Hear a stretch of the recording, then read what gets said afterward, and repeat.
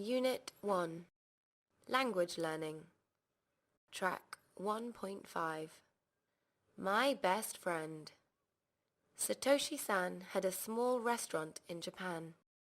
He had great skills as a cook, but after some years, he wanted to follow his dream to experience a new culture. Not as a tourist, however. He wanted to live abroad and learn new things. So Satoshi-san decided to learn a new language. He took an English course, and because he was very shy, he did not tell anyone.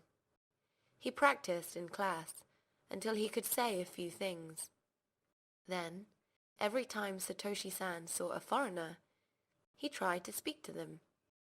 But because he didn't understand how the grammar worked, he couldn't respond well. Slowly, he became less shy and more confident. Soon, he was able to express his ideas. He started to pronounce things right, and his English improved. As he made progress, Satoshi-san was able to communicate with his foreign customers. From listening to their stories, he increased his vocabulary. He practiced and practiced until his English was as good as a British speaker's. He got his certificate from the English course, and then it was time to go. Satoshi-san wanted to become a famous chef in London. Then he saw how much the ticket was and went to Vietnam instead. Here he bought a beautiful house surrounded by farms. The air was so fresh. "This is better than London," he said. But when Satoshi-san tried to make friends with someone, he realized that no one there spoke English. "Darn," he said. "All the money spent learning English for nothing." His only friends were the dogs. They came to his house sometimes, even though they often stole his shoes. But at least they can speak "go go." Unit 2. School Life. Track 2.5. The Simple Plan. Ever since Mang was in kindergarten, he had a plan for his life. It had 5 steps. Step 1. Finish primary school. Step 2. Finish secondary school. Step 3. Start university. Step 4. Finish university with a mathematics and engineering degree. These were difficult subjects with a lot of science, but they were popular. Then, step 5. Build a super-secret giant robot and take over the world. It was a very simple plan. Mang worked very hard. He was never absent from any class, except for art. Mang never attended art classes because giant robots don't need art. The giant robot was going to happen, no matter what. In the last term of university, Mang had to take an exam. It wasn't easy, but Mang did not take notes to the exam. He crammed for it, so much that his hair turned white. Then he passed the exam. In fact, he even passed with flying colors. He had the best grades in all of Asia. So, he could continue his plan to build his secret robot. Mang started to laugh like an evil scientist. Then, Mang went far, far away where no one could find him, and he started his plan. Little by little, he built the robot. It was big and yellow with guns and missiles and even a DVD player inside. It was also as tall as Lotte Tower. After many months, Mang announced to himself, "It's ready! Now the world will be mine!" Mang walked inside the robot's foot and took the elevator up. Then he sat inside the robot's head. He turned the robot on. The robot said, "Hello, Master Mang." But Mang started to get very nervous. "What's the problem, Master Mang?" Mang was looking through the windows. He said, I'm afraid of heights." Unit 3. Personal Information. Track 3.5. The Greatest Love. Tuan and his wife were living a quiet life until Tuan became a hardcore football fan. His wife wanted him to pay more attention to her. "I feel that I'm not special to you anymore. You keep calling out Pinky in your sleep. Isn't that a girl's name?" his wife said. "Nah, it's just a football player's nickname. I did give you an article that explained the meaning of his nickname. His name is Hong Zui, and Hong means pink, so his fans call him Zui Pinky." "You really don't care about me anymore, do you? You don't remember where I was born and grew up, but you know all their personal information, first names, surnames, and even their hometowns." "But that's not the worst," the wife sobbed. "You even hung a photo of a bald old guy in our living room. You told me that that old man was your favorite person." "You mean Mr. Park Hang-seo?" Tuan asked. "Hang-her? Come on. You at least have to know how to spell his name right," Tuan complained. "See? You love football more than me." "It's a healthy interest, honey." The husband tried to calm his wife down. "I can't live like this. I feel like there is a distance between you and me. Why don't you try watching football with me?" "Well, you like to watch it in coffee shops. They are always so crowded. I prefer a peaceful time at home." "Okay, so here's the solution to this. I will stay at home and watch a football game with you." 1 month later, a friend visited Tuan. "How's your wife, dude?" "The good news is she now enjoys football. But the bad news is that my beautiful wife no longer cares about me. All she loves is the young and handsome U23 guys." Unit 4. Jobs and Work Life 1. Track 4.5. The Great Monk's Lesson. The young monk entered the sacred cave and bowed. The great monk was sitting there. "Great monk, what can you teach me about life?" "I can teach you a very important lesson," he said. "I have lived and died many times. In one life, I opened a restaurant. I was the owner, but my clothes always smelled like pork, and the cook stole my money." "Oh, that's terrible," said the young monk. "Yes. My next life was more acceptable. I was a lawyer, but that means I lied sometimes. In my next life as an architect, the beach hotel that I designed collapsed. Then I was an engineer, but a machine cut my finger in half." "Ouch!" "Yep, very, very ouch. Then I was a manager. Oh, I hated that job." "Why, great monk?" "It was a dead-end job, and I had to fill out a lot of forms. I showed up for work early and worked long hours because my assistant was the laziest person in the city. Then I was a pilot. I made a lot of money and got to fly all over the world. I lived as a salesperson once. I went to people's houses and sold them books, and I met many beautiful housewives. The great monk smiled. Oh, that sounds fun, great monk. Yes, until one of their dogs bit me. Ouch! I was a receptionist once, and that was boring. Then I was a hairdresser and learned that I hated hair. I once lived as a journalist. I was responsible for writing news, and it was a well-paid job, but I had to work to tight deadlines. News happens every day. So, great monk, what is your greatest lesson from all your lives?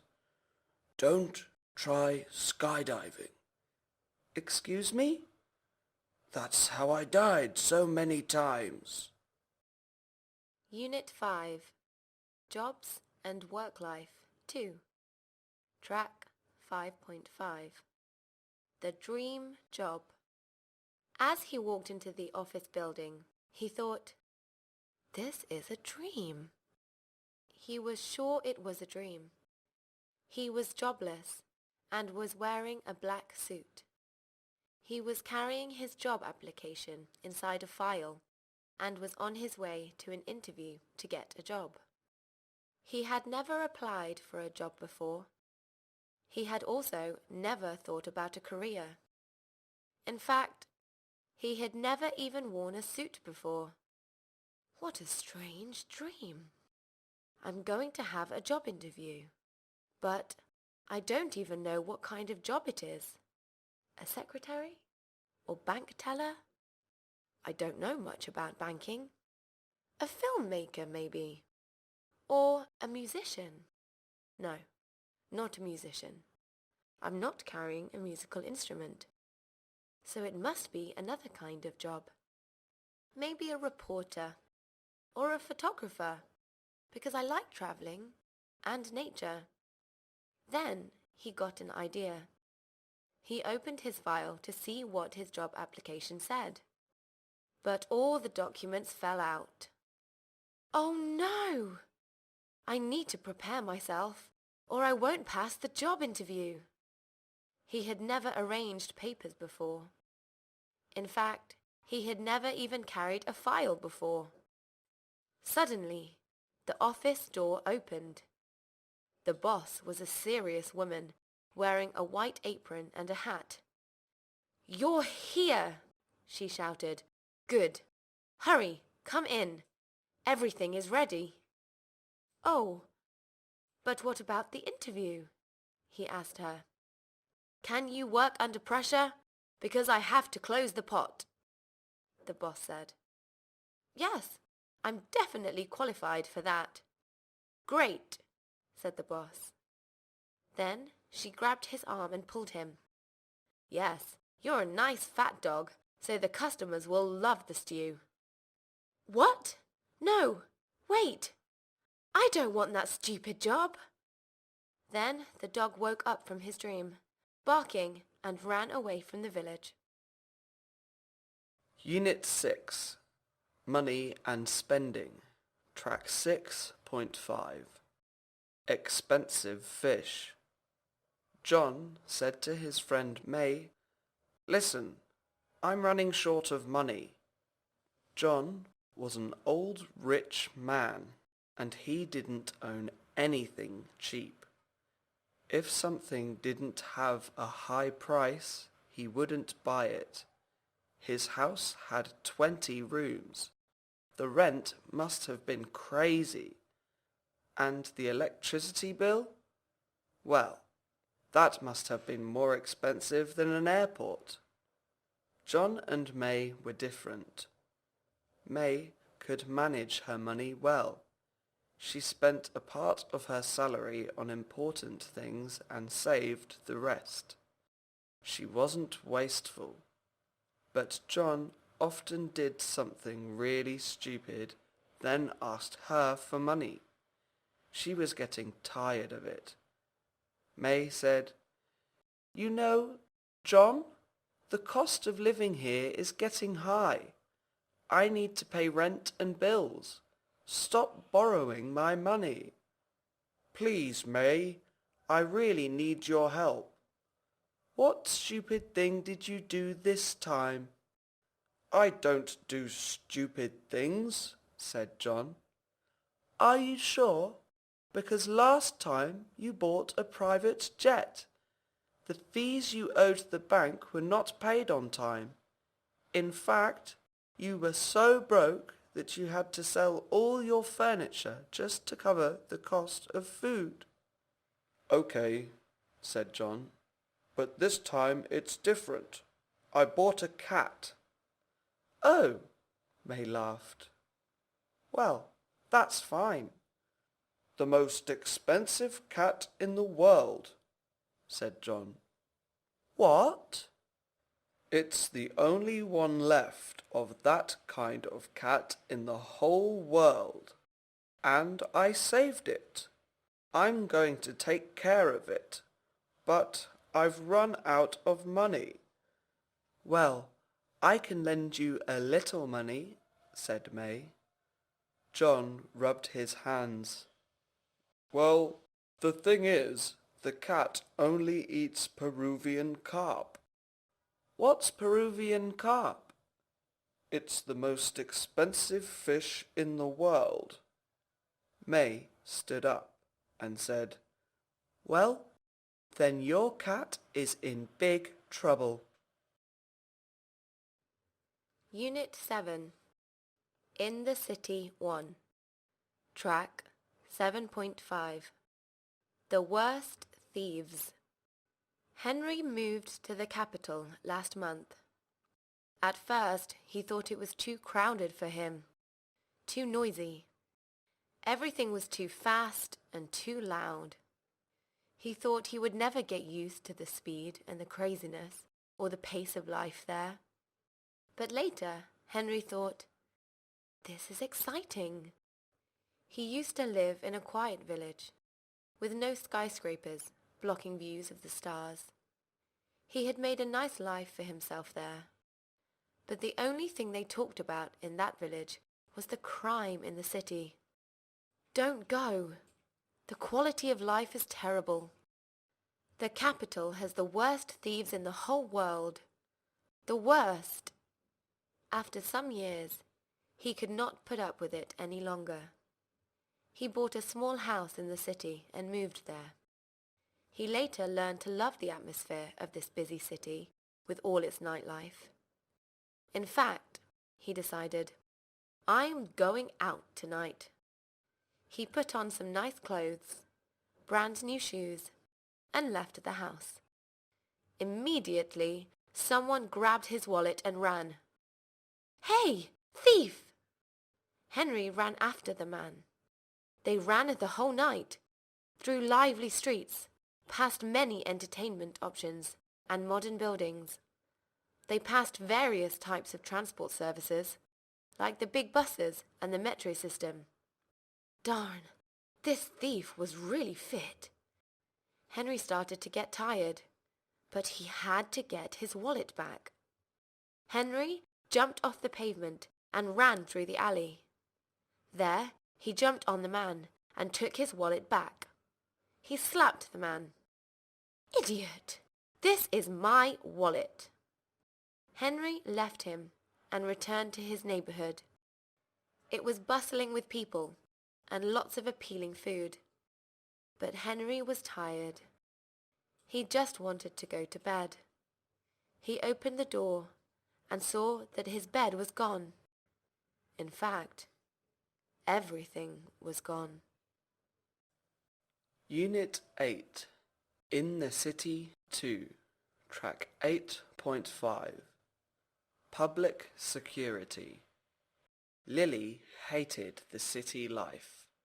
The traffic noise woke her up every day. She left her pricey flat and called a grab bike.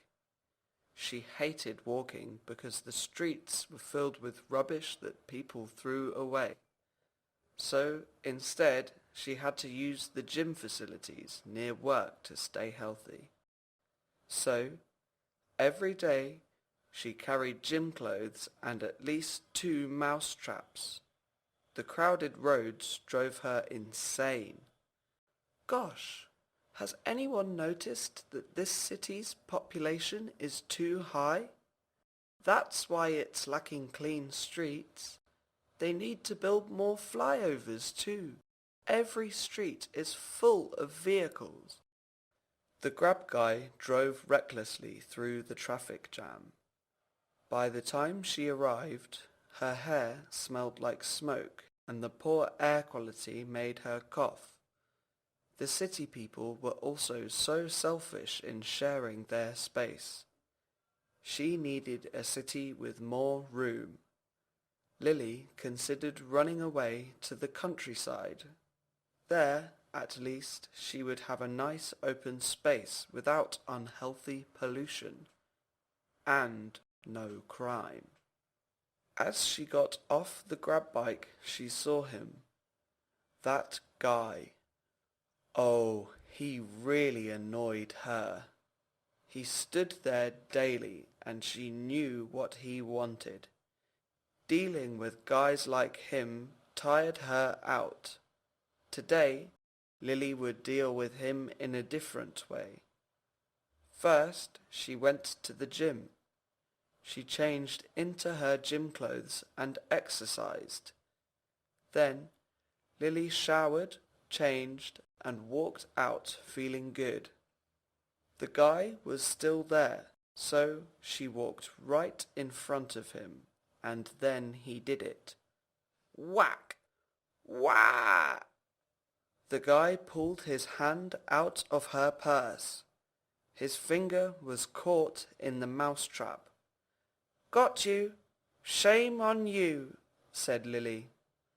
But I'm not a pickpocket, he cried. I work for the Department of Public Security. I was trying to give you this. He showed her a small note. It said, Please beware of pickpockets. Unit 9. House and Neighborhood 1. Track 9.5. The Machine. Maggie was one of the best scientists in the city. Her job paid her very well, so she lived in a nice place. She lived in a modern building with a balcony that faced the lake. It was beautifully decorated. When she moved into her flat, she brought only her clothes, her science equipment, and her cat. She didn't bring any furniture because the flat was fully furnished and only a short drive away from all the modern conveniences, the building owner said. Her friends loved visiting her because it was within walking distance of the lake, transport, and entertainment. In fact, when she threw a housewarming party, they didn't want to leave. Maggie had to chase them out. She liked having friends, but not housemates. But the most important thing was the view from her window. The lake calmed her, and the light made her feel comfortable to work for hours on her science project. Maggie was working hard on something that would change the world. Her cat was not just a pet. It was her experiment. When she worked, her cat shared the extra room with a big shiny machine with lots of little lights and buttons. Then, one day, she finished. She put her cat on the table and put a microphone in front of its face. Then she turned on a switch and said, "Come on, kitty, say something." The cat meowed, and the machine translated. "What?" The cat looked surprised. It meowed again. "I can speak now." Maggie jumped with excitement. "Yes, yes," she said. The cat looked around, at the rug and everything else, and it meowed again. "Fantastic! Listen, this is the worst flat I've ever seen. And I must say, your dress is even worse. So Maggie's machine worked out well. Too bad for the cat, though. Unit 10. House and Neighborhood 2. Track 10.5. The Perfect Place. Zui found a nice flat advertised on a bulletin board near his work, so he called the landlord. Yes, it's a very nice flat, the landlord said. The landlord informed him that it was in a new block being developed by the city. It was going to be a really safe and vibrant area. It's so beautiful. I guarantee you won't want to leave. The friendly landlord invited Zui to come and see it. Zui asked how to get there. Do you have a pen and paper? Yes. Okay, said the landlord. You know that big new shopping mall? Okay, drive to the entrance, but turn left on the one-way street. Then past the grocery store with the green walls. Then past the Circle K on the left. When you reach the clinic, turn into the alley, also one way. You will pass a big construction site on your left. Be careful, the ground there is usually muddy. Then, this is where it gets complicated. It's already complicated. At the end of the construction site, there's a convenience store. Pass it and turn left onto the small one-way road. It has no sign, but turn before the old gym there. Zui got lost 3 times. When he finally arrived, he found a chilled neighborhood, not noisy like the rest of the city. Everyone relaxed at coffee shops as if they had nothing to do. The vibe was excellent. Zui had always wanted to be based in an area like this. Okay, he said, I want to go home and think about it. Think about it here, the landlord smiled. In fact, just buy it now. Why? You need a place to stay. You can't leave. What? Didn't you notice every street coming here was one way? Unit 11. Travelling and Tourist Activities 1.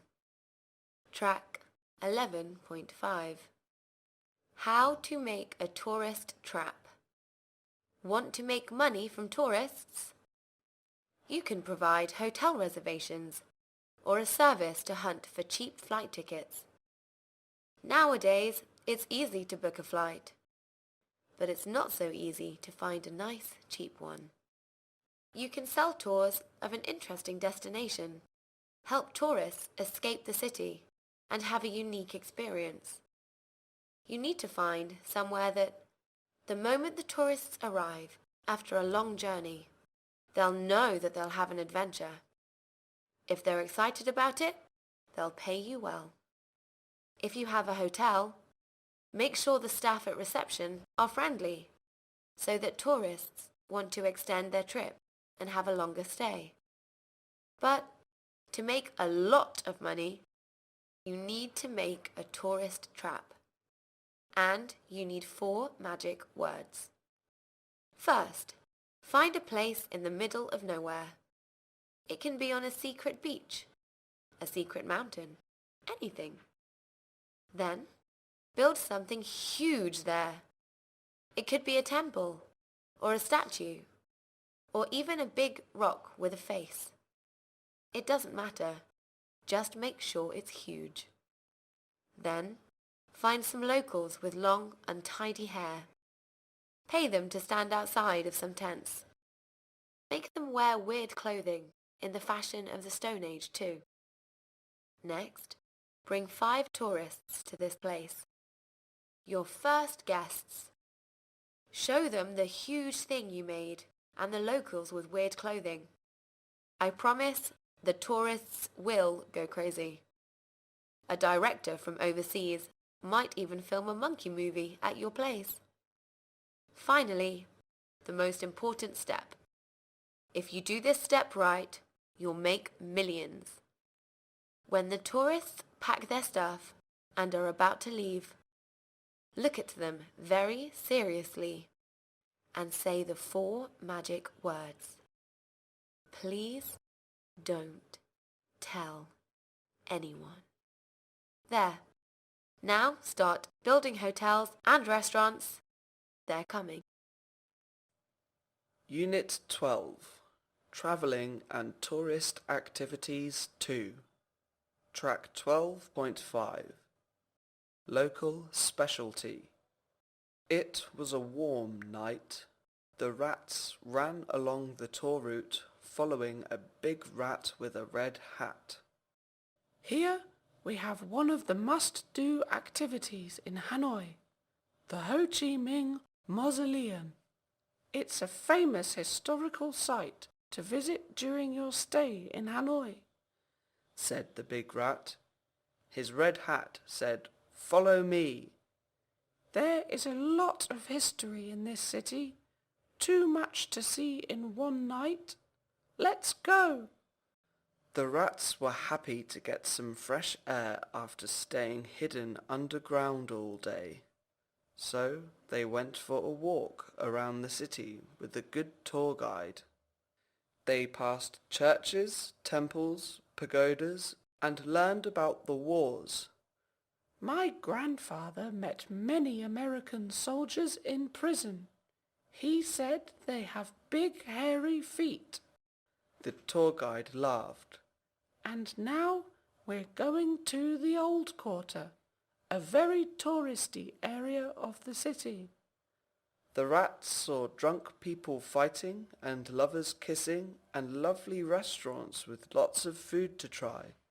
But the big rat said, I don't recommend going there. They have a big cat there and he's very fast. You won't be able to taste anything before he cuts you in half. But we've been going sightseeing for so long, running throughout the city. Our little rat feet are tired. The tour guide said, Don't worry. I'll show you a local restaurant here, a special one. Oh? Free buffet and free beer. What? The fat rats jumped up. Can we go there? Yes, in 5 minutes, said the tour guide. Wait, wait, wait, wait. Then a white truck came around the corner. Police. Every business rushed to close its doors. In 5 minutes, Ma Mei Street was almost empty except for the trash and spilt beer. The big rat smiled. There, buffet and free beer. Yay! Unit 13. Holidays and Culture 1. Track 13.5. The Reunion. Mr. Potts' big mustache shook when he smiled.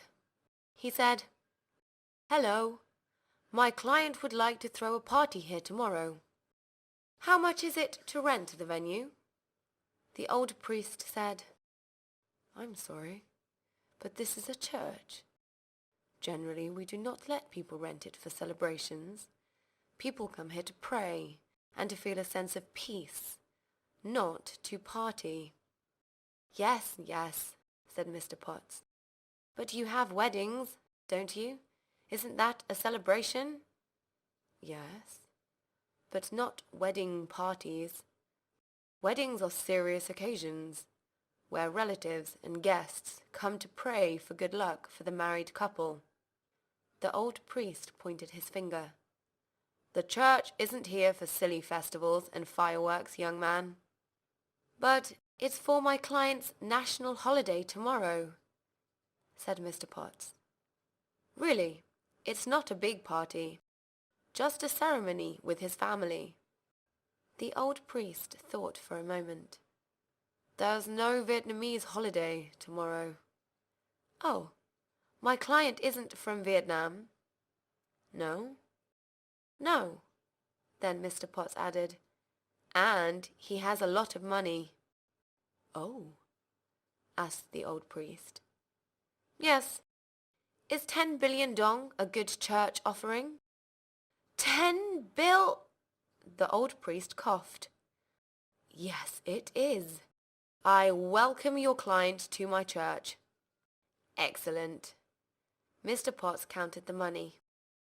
Now, my client's loved ones have big, expensive cars. Where can we park them? Anywhere, said the old priest while taking the money. Please feel at home, and good luck. Mr. Potts smiled. Fantastic. 2 days later, the priest found many huge, brown, smelly things on the pavement around his beautiful church. He called Mr. Potts. What did you do to my church? It smells terrible. Oh, I didn't tell you my client was a prince from India? The old priest's face went red. You said big cars. I meant elephants. Unit 14, Holidays and Culture 2, Track 14.5, Meant to Be. The marriage between Ben and Mary took place on Saturday. It was a beautiful day, but not everyone was happy. You see, Ben was a monkey, and he was under pressure to get married, but he didn't like any of the monkey girls. They have hairy faces, he complained to his family. You can't expect me to marry a hairy girl. Well, Ben, we must all follow the rules of our culture, said his family. It boosts family bonding. But Ben didn't have much care for rules. Maybe it wasn't normal, but he didn't worry about their cultural differences. He just liked girls with long legs and pretty eyes and fat lips. So Ben's dad told Ben to go see a fortune teller. If she tells your fortune and says you'll marry a monkey girl with hairy cheeks, then you must respect it, right? That's fair. Well, Ben returned from the fortune teller with a strange smile. He told his family what she told him. No, his father said. I don't believe it. His father was clearly angry. So, Ben's bride was really hot, with pretty eyes and fat lips. At the wedding, all the animals whispered, "This is such a taboo. The difference between them is too much. The fortune teller is never wrong. It's meant to be." Ben was the happiest monkey. Mary had long, sexy legs. In fact, Ben had to climb a tall pillar just to reach her face and kiss her. Then Ben the monkey and Mary the giraffe walked away feeling happy. Ben's father ran to shout at the fortune teller. He found her packing her stuff. "Where are you going?" asked Ben's father. "Oh, I bought a house on the beach. Young Ben paid me a really big tip for his fortune. Such a nice boy." Unit 15. Weather and Seasons. Track 15.5. Saigon's Golden Rules. When Mai first visited Saigon, it was the beginning of the rainy season. However, when her tour guide took her around Saigon, it was a pleasant day. To survive rainy days in Saigon, remember rule number 1. Always bring a good raincoat. Saigon rain is as unpredictable as my ex-girlfriend, he explained. As soon as he finished talking, a shower of rain started falling. Mai told him to grab the raincoats. The guy stopped her. Hold on. Rule number 2. Don't put on a raincoat too soon. The drizzle may last for a minute and then stop, like nothing ever happened. As they were driving, thick, dark clouds approached the sky. This time, the guy pulled over and grabbed 2 raincoats from the boot. As soon as they put their raincoats on, the sky cleared. Rule number 3. Don't take off your raincoat too soon when it's sunny again. The rain here is very nasty. But it feels blazingly hot in this raincoat, Mai insisted. Bear the heat. It could save you from getting wet any minute now. Then it started raining cats and dogs. The guy is right, Mai thought. But it wasn't over yet. After a while, the whole street flooded. The guy stopped again, and to her surprise, he took out 2 pairs of rubber boots. Put this on. We are going to walk. We can't drive in this awful flood with such high winds. You are so well prepared. You must have checked out the weather forecast. Actually, rule number 4. Never trust the weather forecast, he replied. As they were stuck in the middle of the traffic jam and the flood, the temperature dropped, and Mai felt there had been a cold spell. She wondered when would be the end of all of this. The weather forecast was for a sunny day. Darn it. Unit 16, Food, Drinks and Cuisine 1. Track 16.5. Just for Flavor. Ming had a small restaurant in the village. He boiled instant noodles with bacon. He grilled many yummy dishes and made a great hot pot. People said that Ming's crispy pork was the best in the area, and his sauces for grilled pork skewers were amazing. Some were sweet, while others were savoury. However, the challenge came when a Western tourist arrived on a scooter. He had a thick beard and long, untidy hair.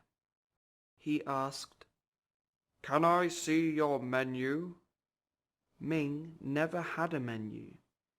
He just cooked what was in the market and said, "Eat up," and everyone made pigs of themselves in his restaurant. So Ming said, "No menu. Tell me what you want." "Oh, can I have something vegetarian?" "No problem. I can prepare some fresh spring rolls and my special noodle soup with beef." The tourist said, "But there's beef in the soup." "Just for flavour." "I can't eat it. What's in the spring rolls?" Ming replied, "Pork, just for flavour." "I can't eat that either." This was tough. "I can stir-fry something with a little pig stomach, just for flavour." The tourist said he couldn't eat that either. "I have eggs." "I don't eat eggs." What kind of person is this? Ming thought hard, and then he said, "I'll make you a good healthy soup. No meat." The tourist agreed, and when Ming brought the bowl of soup, The tourist tried it. "Oh, wow! This is really nice and light." "Grandmother's recipe," Ming said. Then he went into the kitchen where his wife was. She asked him what he had cooked for the tourist. "Boiled water with salt, just for flavour." "Can he eat salt?" she whispered. "Not my problem." Unit 17. Food, Drinks and Cuisine. 2. Track 17.5. The Real Man. Train your manliness in 5 pages. Peter bought the book and started reading it on the bus.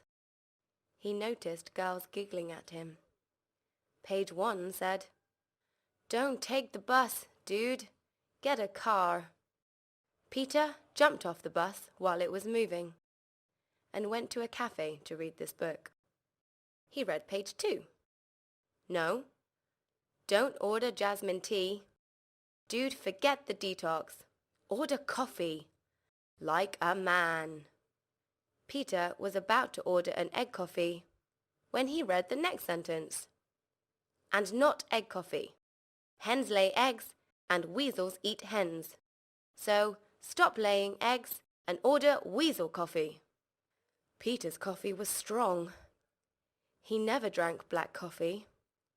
So after 10 minutes, he was shaking. Page 3 said, "Is it Friday afternoon? Dude, that's called beer o'clock. You need a drinking buddy. Call this number now." Peter called the number listed on the page, and almost immediately, a man arrived. "I got your call. You thirsty?" How did you—" "Never mind. Let's get some alcohol." So they went drinking. They started with beers. 1, 2, 3, cheers! Then they tried different bottles of rice wine. The drinking buddy poured the bottles into shots. "Drink up. This is called a man's smoothie," said the man. Peter got tipsy. Then his legs became useless. He couldn't even stand. Peter woke up on the floor of his house without his shirt. It was morning. He had a pizza in his pocket and a hangover from hell. Peter ran to the toilet. He found the book there on the floor. Page 4 said, "Real men don't vomit. You're wasting money." Peter hated the book. He decided he would never again take advice from anyone he doesn't know. But he opened page 5 anyway. It said, "Real men don't take advice from someone they don't know. Respect yourself, dude." Unit 18. Food, Drinks and Cuisine 3. Track 18.5. The Devil's Sauce. Me and his brother Ching wanted to open an easy business but didn't know what to do. One night the devil came to me with a big bottle. "Try my sauce. It changes the flavour of food to one's taste." Me ran to Ching. "Let's open a restaurant." Ching laughed. "We don't know about cooking or recipes or food sanitation. Do you know anything about seasoning? Anything we cook will be terrible, or it will make someone's stomach feel funny. But I have a secret." Me put the devil's sauce on some vegetables that were usually quite plain, then gave them to Ching. Their flavour became nice and strong. Ching was suspicious. "Who gave this to you?" "Who cares?" "Well, let's use just a little," said Ching. In 1 year They had restaurants with Vietnamese, Japanese, Korean, and even French cuisine. Some sold takeaway. Others even sold raw food. Customers said the food was out of this world. Ching and Mi grew rich and fat. They soon ran out of fresh ingredients. Their customers had eaten everything. So they started cooking anything. They sold old leftovers and customers couldn't tell the difference. Later they cooked grass, trees, and then small animals. Then they cooked things from their house, like cushions and tissue paper. They cooked the sink and customers said it was delicious.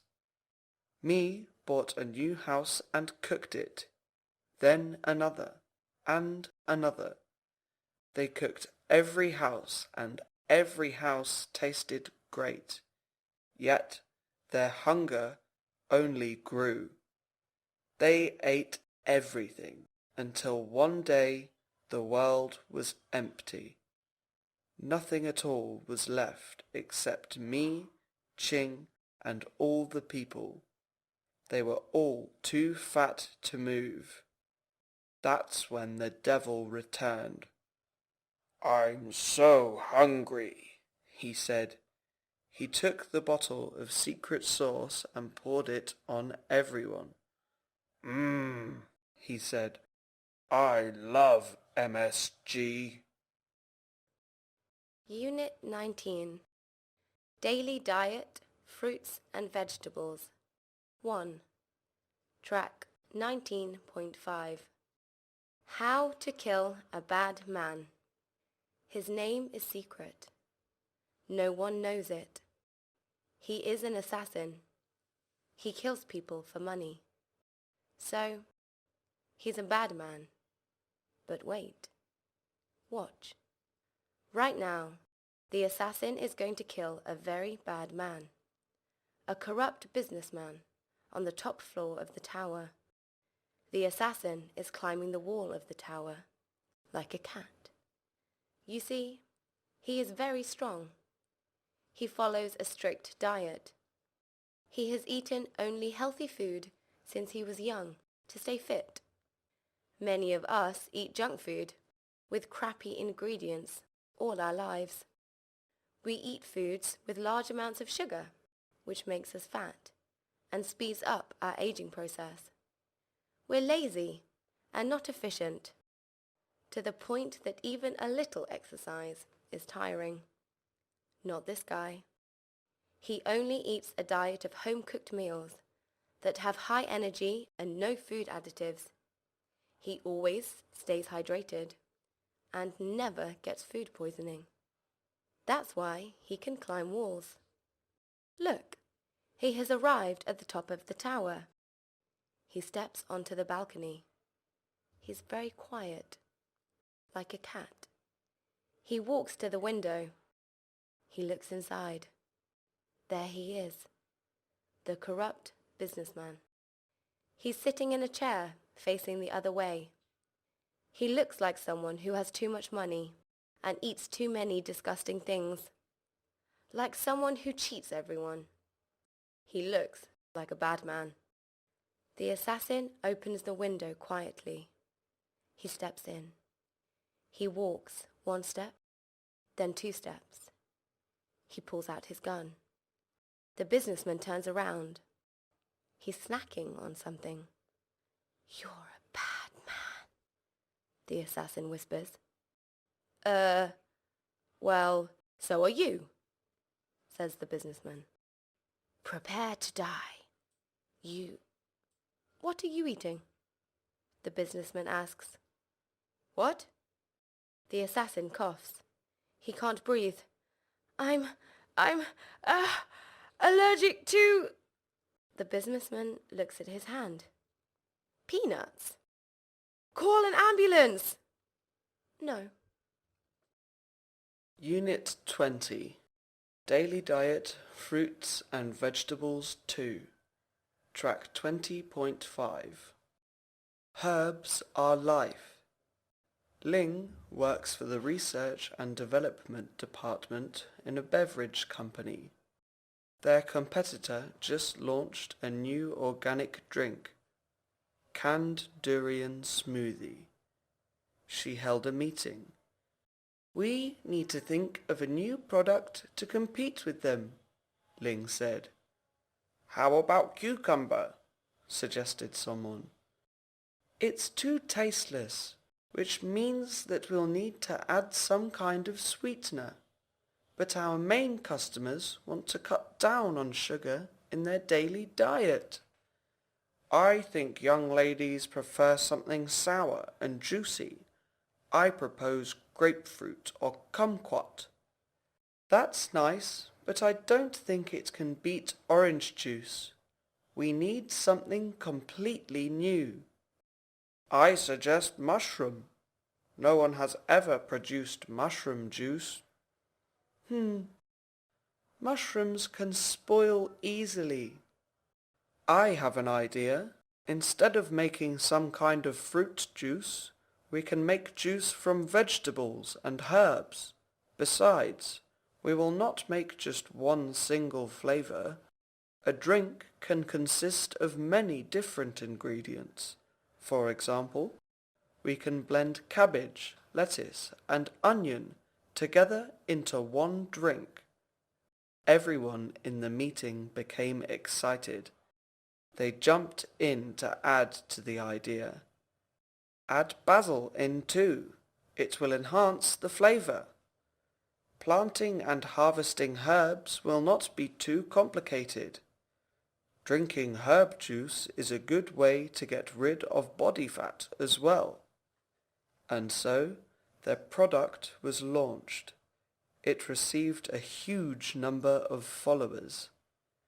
To celebrate their success, the whole team decided to throw a surprise party at Ling's house.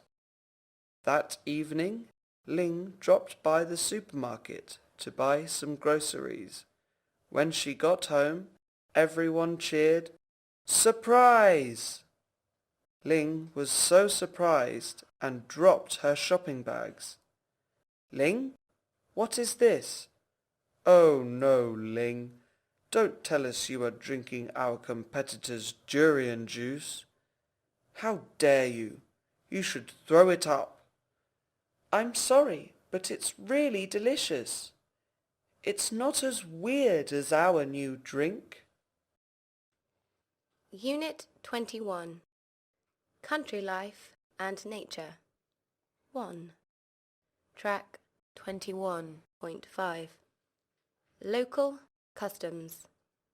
The family of Buffalo lived in the peaceful countryside, away from the city and the farms. They climbed through a range of steep hills and went to the river to drink and slept under the stars. They enjoyed a slower pace of life. One day, a young buffalo decided to explore in a different direction. He leisurely walked his way past a rice field until he saw some farm animals near a rural area. And one of the cows was hot. She had beautiful eyes, and the way she moved her tail was so sexy. Now, buffalo custom said that you had to ask the head of the herd for permission before you talked to any girls. But maybe the local customs here were different. So he walked to the cow and talked to her. "I grew up on a small farm, near that suburb over there," she said. "What's a suburb?" the buffalo asked. "It's a quiet area of town with friendly neighbors and a strong sense of community." "Oh, well, I grew up in the dangerous part of the country," he said, trying to impress her. "I had to deal with flies, bugs that bite and drink my blood, and sometimes lions. Only the strongest buffalo can live there." "Wow," she said, You sound like a brave buffalo. You have a boyfriend? He asked. No. You want a boyfriend? The cow licked the buffalo's neck. He thought, ooh, she likes me.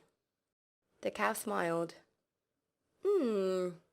Yes, I would, Mr. Brave Buffalo. Will you pick the best grass for me, brush my hair, protect me from all the bugs, and take me shopping every week? And the buffalo ran away. City girls were worse than lions. Unit 22, Country Life and Nature 2, Track 22.5. Goodbye, technology. Ben wanted to stay away from civilization completely because of technology. He spent too much time in front of a computer and had too many apps on his iPhone. His eyes were always red and tired. So he quit his corporate job and moved to Nha Trang Beach to be close to nature. He then smashed his expensive iPhone with a hammer and threw it into the sea. Then he spent his life fishing and selling fish. He liked the coast. He was surrounded by gorgeous scenery and the islands nearby. Ben wished he could make a lot of money and stop fishing completely. Then he could just lie on the beach or swim around the coral reef all day. One day, Ben found a bottle in the water with a map inside it. It said there was some gold hidden in the mountains. Ben returned to the beach, jumped in his car and drove along the bay, finally turning west. He drove for many hours, passing villages, then lakes, and then waterfalls. Thereafter, he drove through a forest on a very rough road until almost night. Finally, he came to a big cave. The map said the gold was inside. Ben was tired and cold, but he walked for hours and even walked through icy water in the cave. Finally, he found a heavy, big metal box.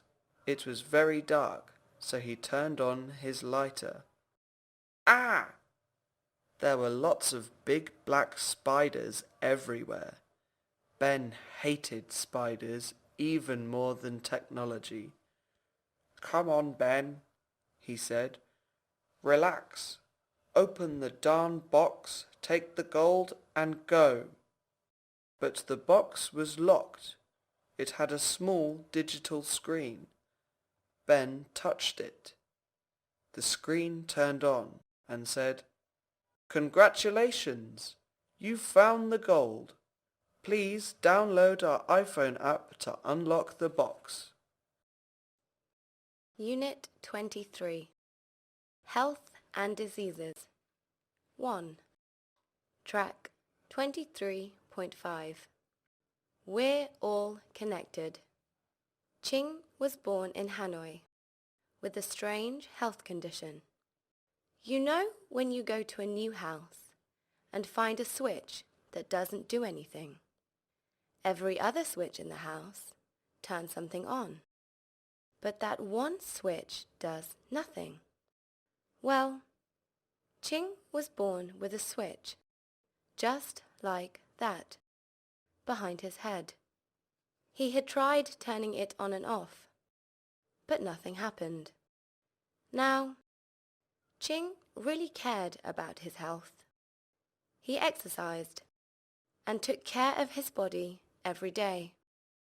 He was in great physical health.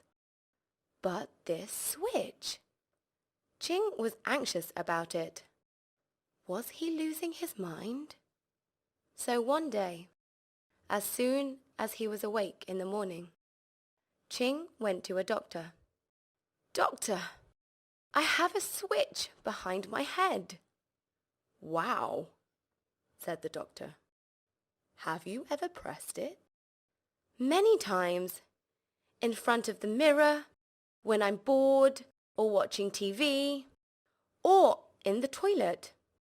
Nothing happens. The doctor was curious about this strange switch. He checked Ching's mind and body.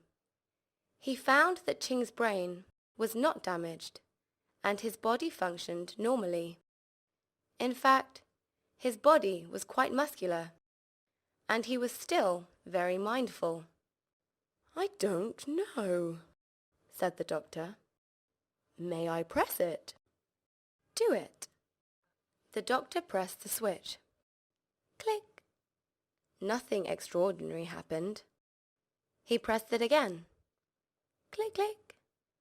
Click, click, click, click, click, click. Nothing. Well, said the doctor, there's nothing obviously wrong, but it's kind of fun. Yeah, it is, said Ching. In Beijing, another man, Chien, was also at the doctor's. He too was born with an unlikely health condition that made him feel embarrassed. Doctor, fix it! This darn light on top of my head. Sometimes I'd be on a date. Then it just goes on and off and on and off and on and off and on and off. Unit 24, Health and Diseases 2, Track 24.5. First, the motorbike. Guang woke up and got ready for work. He took the keys for his little old scooter, but instead he found a new 1000cc Ducati superbike in the garage. Now, people usually called Guang a chicken. He had a fear of anything that might cut his skin, break his leg, or make him suffer from any kind of pain. He never did anything that might injure him seriously or even make him bleed a little. So, what was a motorbike like this doing there in his house? Guang couldn't even remember buying it or riding it home. He thought he might have a serious illness, so he ran to the doctor. The doctor asked him if he did drugs or hurt himself recently, if he had headaches or was under extreme stress. He said no. The doctor did a check.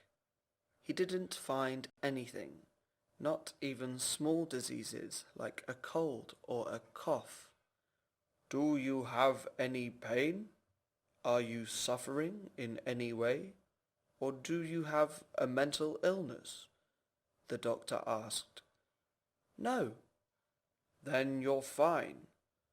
What about cancer or diabetes? I eat a lot of sweet foods. The doctor shook his head. Then he asked, Do you have a girlfriend, Guang? Yes, I just met someone. Is she hot? Asked the doctor. Well, answer me, Guang. I'm your doctor. Yes, but why does that matter? Then you might have a serious disease, the doctor said. It affects the minds of young men and makes them change into someone else without knowing. No. Oh, yes. First the motorbike, then you buy clothes, then a house. Some even buy boats or buy companies for billions of dollars. It's a terrible disease. Doctor, please help me. Is it curable? Sure, you can cure it tonight if you want. Just get a girlfriend who isn't hot. Unit 25. Treatment and Medicine. Track 25.5.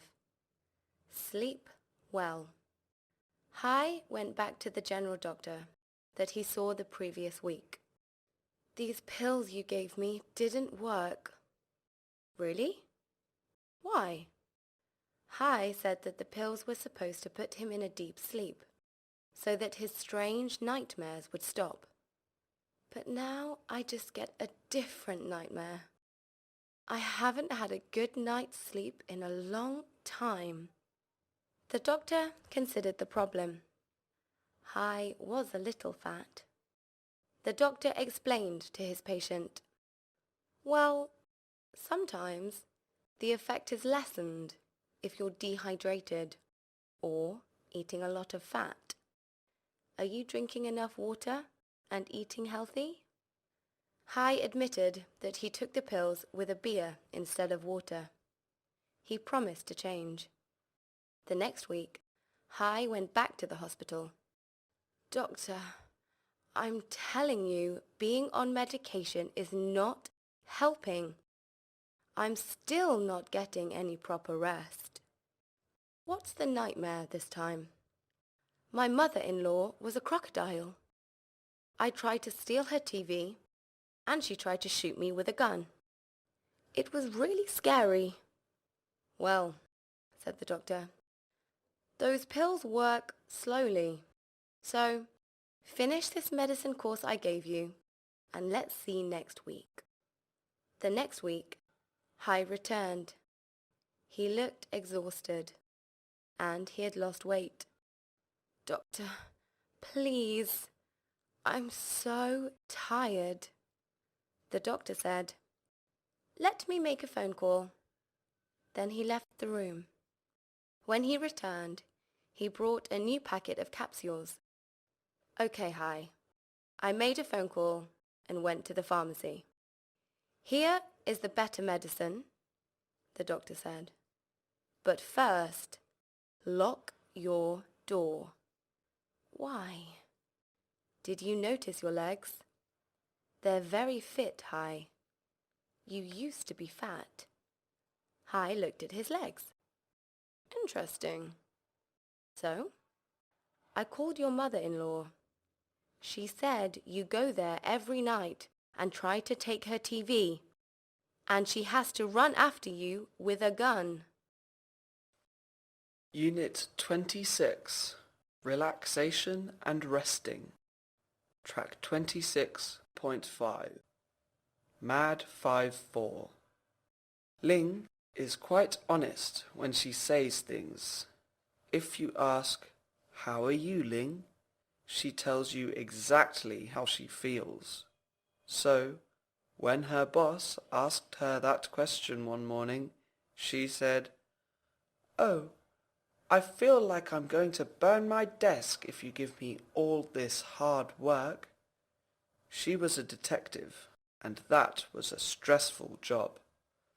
"Oh dear," her boss said. "You need to take a break. Forget about work. Go home, do something fun to release stress, and then catch up on your sleep. Come back to work tomorrow." So, by noon, Ling was at home.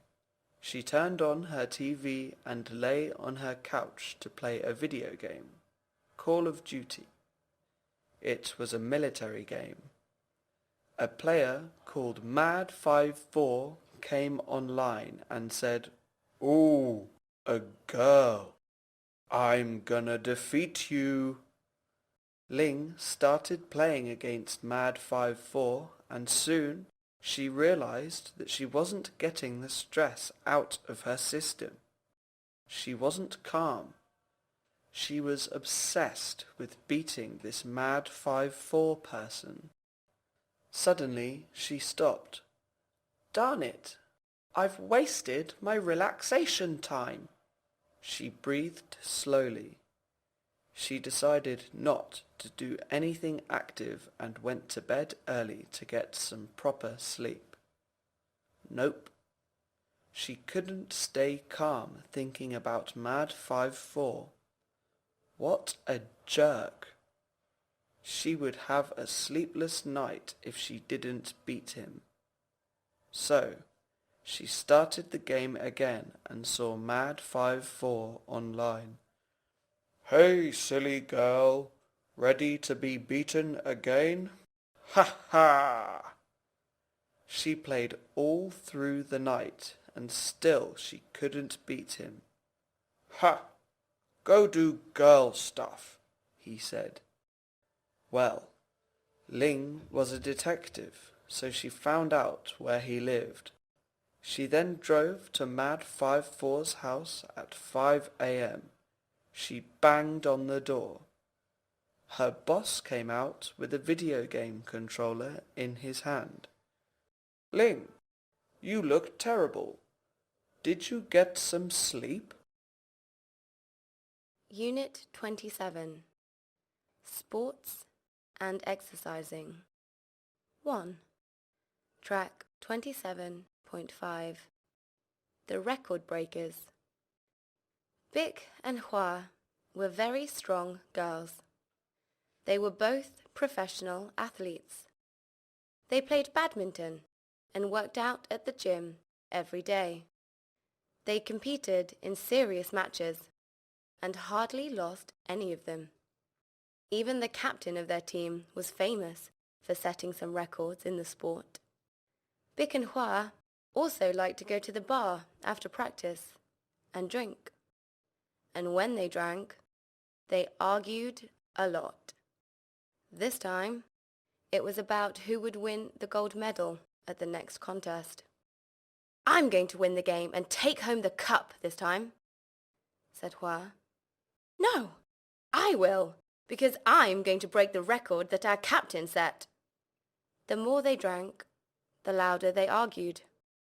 Finally, one of their supporters said, "Excuse me, I'm trying to have a quiet drink, but you're very loud." "So what?" "Well," he said, "why don't you go outside and have a little tournament to see who wins?" "Fine!" And both competitors went outside to the street. They had drunk so much that they could hardly walk. They took out their badminton rackets and agreed that the loser would buy more beers. Then they started playing against each other. Thereafter, no one bought more beers. Instead, they woke up many hours later in a strange place. Both of them had a bad headache. They were sitting on the floor, and there was a policeman outside their room. "Excuse me, are we in jail?" Bic asked the man. "Yes." "But why?" The policeman said, "You don't remember? You broke a record." "Really?" asked Hua. "Which record?" "The highest number of windows broken in one street." Unit 28. Sports and Exercising 2. Track 28.5. The Right Size. John liked fashion, but his belly was quite big. Clothing stores would not let him enter. "We are sorry, you are going to tear our clothes." So, John found a trainer and said, "Please, help me lose weight. I'm too lazy to do exercise. One day I might die from a heart attack." "Well," said the trainer, "you need to burn off all the fat first. Start by going out for a walk every morning, and then in a couple of weeks we'll add jogging to your timetable." John did as he was told. After that, the trainer said he should build his muscle, so he started running and swimming. As he got more confident, he went hiking in the hills. That was hard work. "Can I go kayaking?" he asked the trainer. "Of course." So he bought a kayak and paddled every morning into the river. When he saw how fit he was, He decided to lift heavy things. John was going crazy. He started to do extreme sports that are a little bit dangerous. At the end of the day, he watched Chinese movies to learn kung fu. The trainer said, "So, you want to gain some muscle like me?" "Yes." His daily effort slowly formed his confidence. He would spend an age in front of the mirror. He was huge. "Yeah, John, you are a beast. Now you can be brave and wear whatever you want." So he went to buy some nice clothes. The next day he told the trainer, "Can you help me lose my muscles?" "What? Why?" "The store said they're too big. I'm going to tear their clothes." Unit 29. Traffic and Transport. 1. Track 29.5. Please drive carefully. It was 5 p.m. and all the animals were going home. Bob the buffalo left his job of eating grass early to avoid rush hour. He hated getting stuck in traffic. If that happened, all you could do was to eat more grass. Bob hated that as well. And even worse, all the flies would bite you. And that made Bob the buffalo very annoyed. That day, the traffic was quite light, and everyone was moving quite fast. Suddenly, it slowed down and got even heavier. Then it finally stopped. Bob the buffalo started eating grass, and the flies came. "Why can't we move?" he shouted. "Just relax, Bob," another buffalo said. "It will move soon." But Bob wasn't patient. "This is crazy!" he shouted. The other buffalo refused to give way to him and let him pass. "Hey man, the field is wide and empty. Look at it. We're surrounded by empty space. How can there be a traffic jam?" The other buffalo then moved just a little bit, and Bob the buffalo moved quickly forward. His leg went inside a hole in the middle of the road because he didn't see it. Darn it! Bob the buffalo tried to speed up and pushed the other buffalo around. "Hey, watch out!" some buffalo said. "Calm down, you crazy buffalo. If you don't drive carefully, you're going to cause a problem," others said. Eventually, Bob got through the traffic safely. Then Bob saw the problem. A really fat buffalo was sitting in the middle of the grass, trying very hard to turn over. He was trying to see the bottom of his foot. "What happened?" Bob asked another buffalo. "Oh, traffic accident. He stepped on a mouse." Unit 30. Traffic and Transport 2. Track 30.5. The Surprise Challenge. Zhang entered a driving contest where the winner would get a new vehicle, maybe a motorbike or something else. Even when he was still a little boy riding his tricycle, Zhang already delivered flowers, food and gifts regularly. Then, when he grew up and had his own bike, he became a grab guy. His job was to pick someone up on his grab bike and drop them off anywhere they wanted. Slowly, he became an expert. Zhang knew every street and alley like the back of his hand. He could navigate any part of the city and could always find a shortcut. He never got lost. If his bike suddenly stalled, he knew exactly where the nearest mechanic was. He could give a lift to 5 people at the same time, and he never hit anything because his bike had very good brakes. In short, Zhang was an excellent driver. On the day of the contest, the contestants faced lots of challenges. Up to that point, Zhang was winning. "And now, the surprise challenge," said the announcer. "This parking lot is full of vehicles of all types. Each of you will go and choose any vehicles you like and bring them back here." The contestants thought they were choosing the vehicle they wanted to win. When the other 2 contestants returned, one had chosen 5 expensive racing bicycles and the other one nice sailing boat. "Now," said the announcer, "the surprise challenge is to put the vehicle you chose on your scooter and carry it." The guy with the 5 bicycles struggled, but for the guy with the boat, trying to put the boat on his scooter was a nightmare. Suddenly, they both started laughing. "What's so funny?" asked the announcer. "It's Zhang," they said.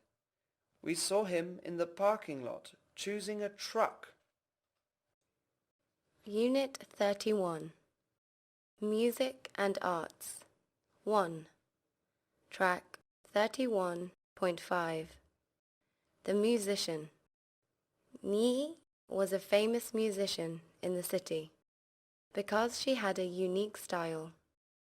She would play the flute with her fingers and her mouth while using her feet to play the ukulele, which is like a very small guitar, 2 instruments at the same time. Her musical performances were very popular in cafes, but not so much in bars. This was because of her musical genre. It was a little like folk music, not the best music for dancing or drinking. I heard other people say that hearing her perform was a relaxing experience. I heard it could touch the depths of one's soul. So I decided to see where she was playing next, and went there. It was a cafe in the Tejo area. The walls were green and old, and the place itself was quite hidden.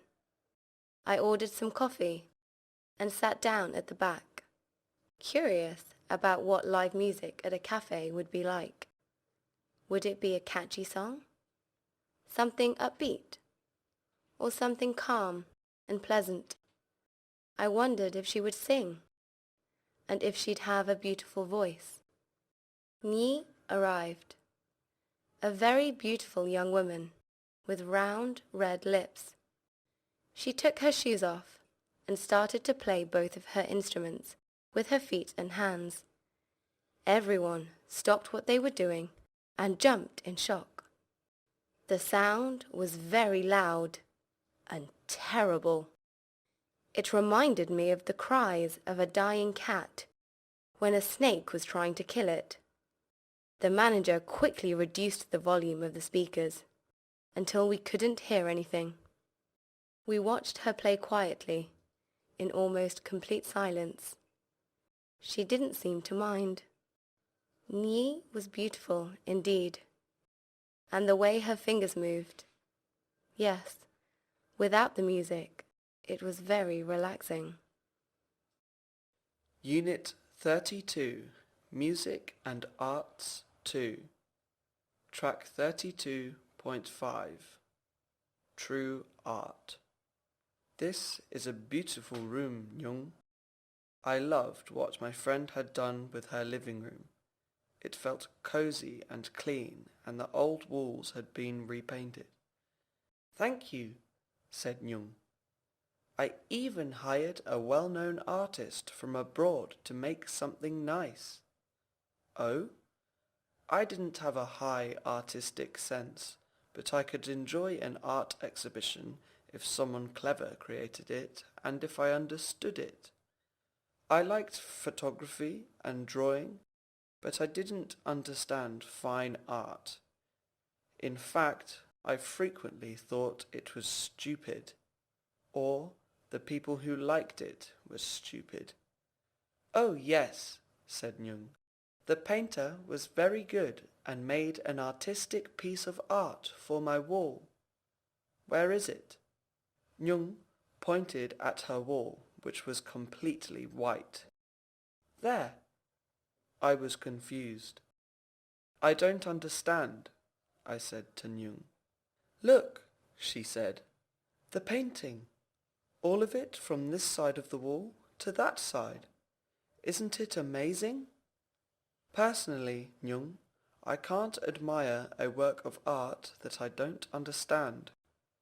"Don't try to understand it," she shouted at me. "Immerse yourself in the technique. He painted the whole wall with one finger. He put his finger in the white paint and then touched the wall. Then he touched the white paint again and then touched the wall, slowly until he finished. It took 5 months. He's so inventive. I couldn't see the value of it. It was just a white wall. Well, it's a nice white wall.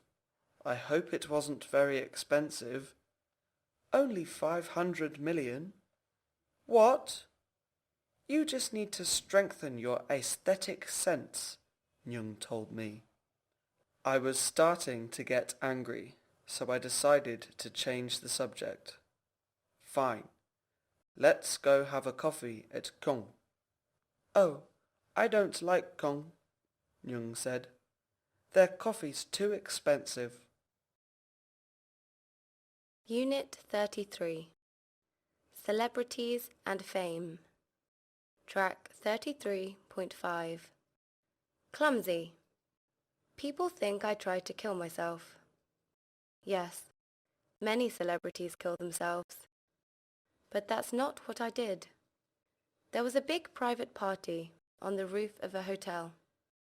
TV personalities, people in the show business, and public figures were there. So, when I fell from the roof and died, the paparazzi were waiting everywhere. It was all over the news. Now, I donated a lot of money to the elephant charity just before the party. That was lucky. So when I died, I went to heaven. I stood on a big cloud. In front of me was a very tall, golden gate. There were tall buildings after it. They were as shiny as the sun. Heaven looked fancier than the party. I saw an old man inside a small office next to the gate. "Welcome to heaven," he said. "This is the immigration office. Let me see your file here." He looked through several papers, and I feared that he might refuse to let me enter heaven. The man then said, "Listen, I was interested in your career for a long time, because I'm a big fan of your movies. You're a very talented actor. But your personal life is terrible. You did drugs. You drank too much." At that point, I was afraid. I didn't want to go to hell. So I tried to impress him. "But did you know I'm also a dancer? I can entertain your guests forever. Look." I started to show him my dancing. But the truth is, I'm clumsy. I slipped and fell. I fell through the cloud, and every cloud below it. I fell until I hit my own body, and woke up. "He's alive!" someone screamed.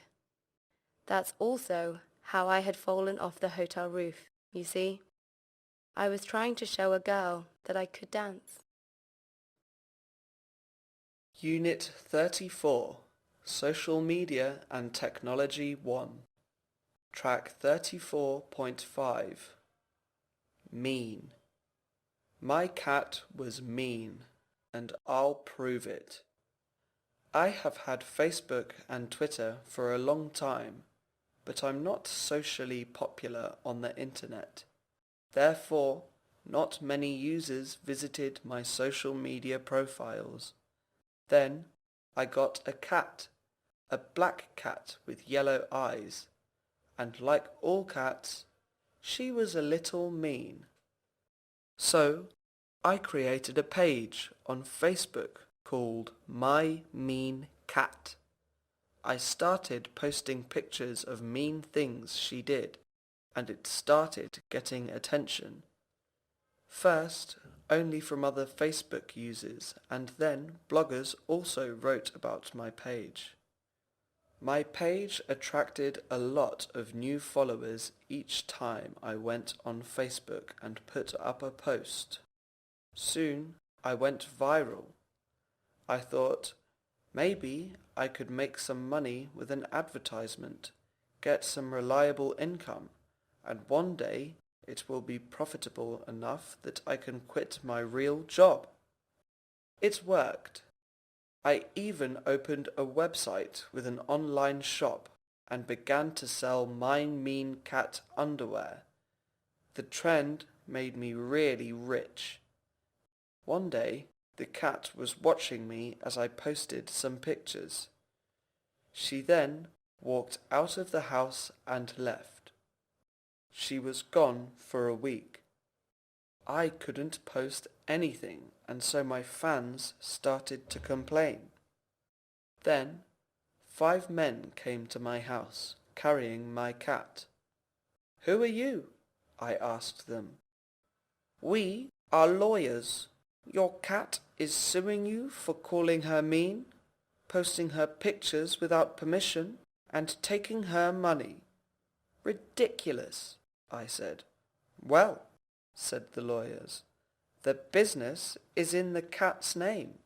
The online shop has her face." I lost and had to sign some papers. The cat got all the money and left. On the way out, she peed in my shoes. That was unnecessary and totally her style. Mean. Unit 35. Social Media and Technology 2. Track 35.5. Outdated. The caveman was sitting with his wife in his cave. There was a storm outside. Suddenly, lightning hit the caveman, and poof! He disappeared. He appeared in the middle of the street, in an advanced Western city. Cars and people were everywhere. Big screens were advertising technological advances, like TVs and cars. He stood there and kept his eyes glued to the screen for a long time. Then he ran. There was too much information. He was a caveman, but he was smart. He remembered the lightning and realized he was extremely lucky to be alive. But he was in the future, so he needed to update himself and learn about this place. Everything here was a source of information. He watched computer screens in shops, and he slowly learned how technology had changed the way people communicate. He started to understand things after many years. Supported by curious strangers, the caveman completely changed and became a nerd. Well, not totally. He still didn't shave, and he didn't wear clothes. Yet, he knew all about IT, and even kept up with the current trends. He started to like this place. Then, on one stormy day, lightning hit him. He almost died. When he woke up, a dinosaur was smelling his face. He was back. The caveman ran to his cave and went to hug his wife. She slapped him. "Grok!" she shouted. She was asking him where he had been, but he had forgotten how to speak the caveman language. "I just returned from New York, in the future, in 2019, he said. "Grok?" said his wife. "New York," he repeated. His wife scratched her head. She was uglier than he remembered. He took out his smartphone and opened Google Maps. It said, "No Wi-Fi connection." Darn, this place is so outdated. Unit 36, Personalities and Appearance 1, Track 36.5. End of message. Here's what I told my friends. I'll never take those tests. The ones where you answer questions and a computer judges what type of person you are. They're all the same. You answer the questions, then the result tells you nice but useless things. You have a good personality. You're funny and sociable and all that. And then the computer says something like, "Click here to improve your personality with this one amazing trick." And you click it, and then it asks for your money before telling you the amazing trick. "Rubbish," I said. "I'll never take one." But then I met a beautiful girl. Girls like those tests, and so I took it. When I finished, the computer printed the result. It said, "You have a good sense of humor. You can make people laugh, but sometimes you are full of yourself. You hardly care for other people.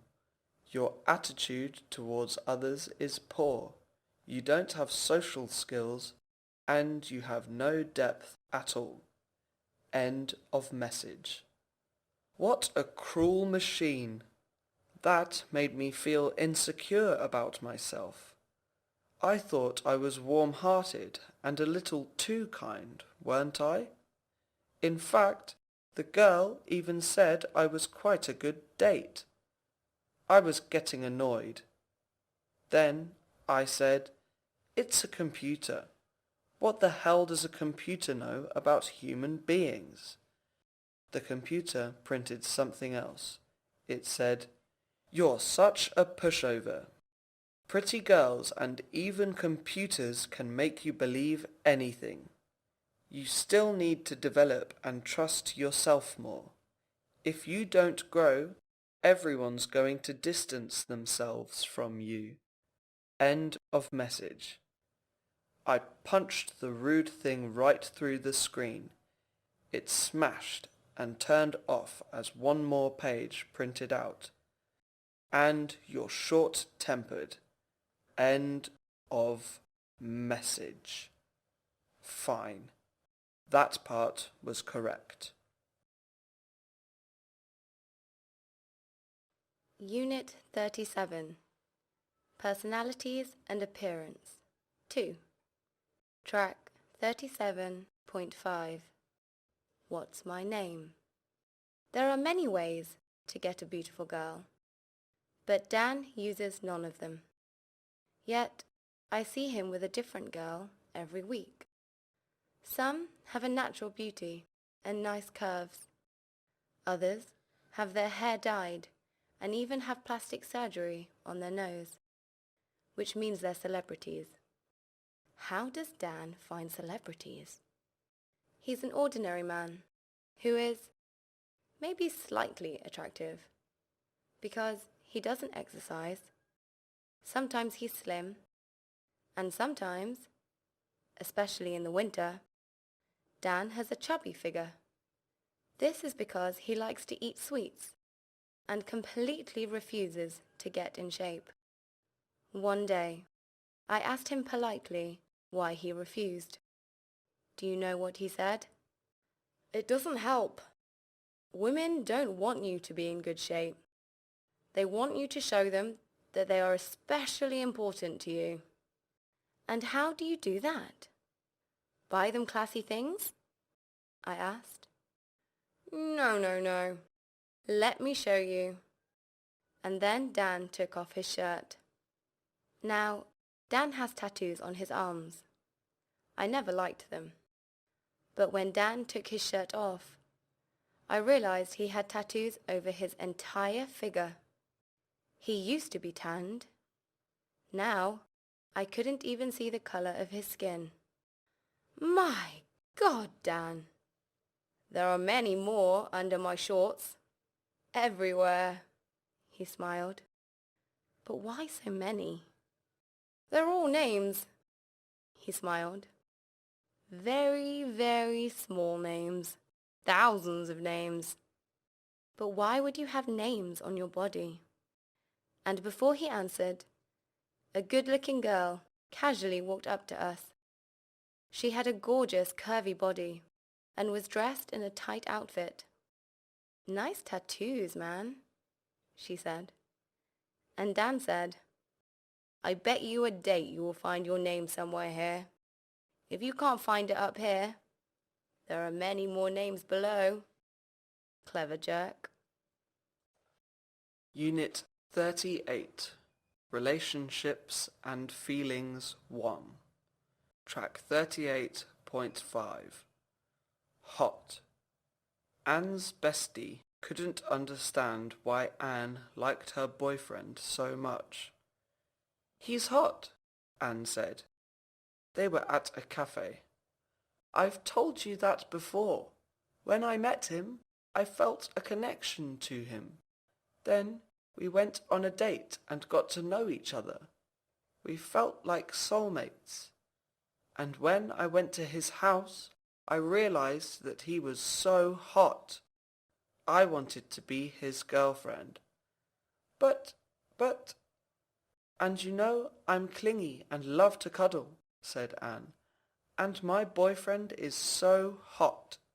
He's perfect to have a movie night with.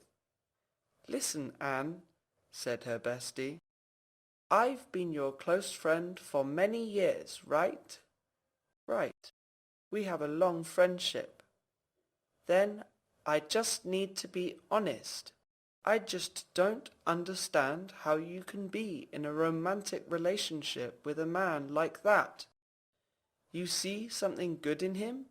He's not hot. Anne replied, He is.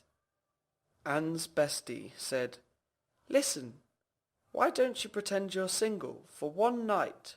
Go meet a stranger or go out with my friend Mark. He's super hot. If I wasn't married, I would totally flirt with Mark. I would never cheat on him with Mark, said Anne. Mark's not hot enough. What? But your boyfriend isn't hot at all.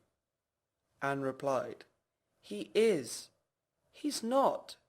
He really is. No, he's not.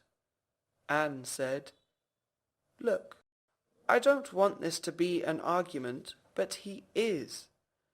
No, he's not hot. Anne's bestie hit the table hard. Just then, Anne's boyfriend came back from the bathroom. Hi, love. He kissed Anne. He sat on the chair and it almost broke. He was so big that Anne's bestie thought he would swallow the chair with his bum. Anne smiled and held her big, fat boyfriend. He's like a big hot blanket that keeps me warm. So hot. Unit 39. Relationships and Feelings 2. Track 39.5. A letter from me.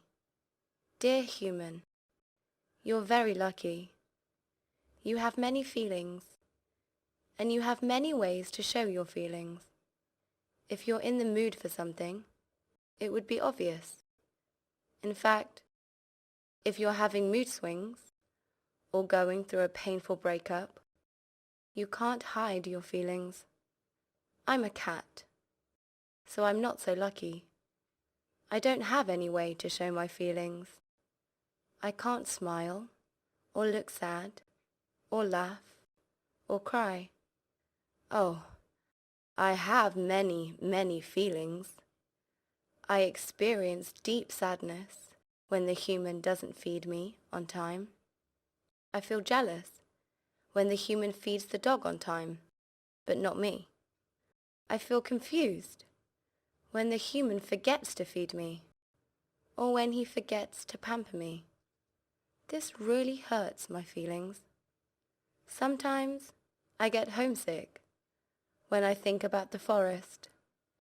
I feel like I need to explore my wild nature.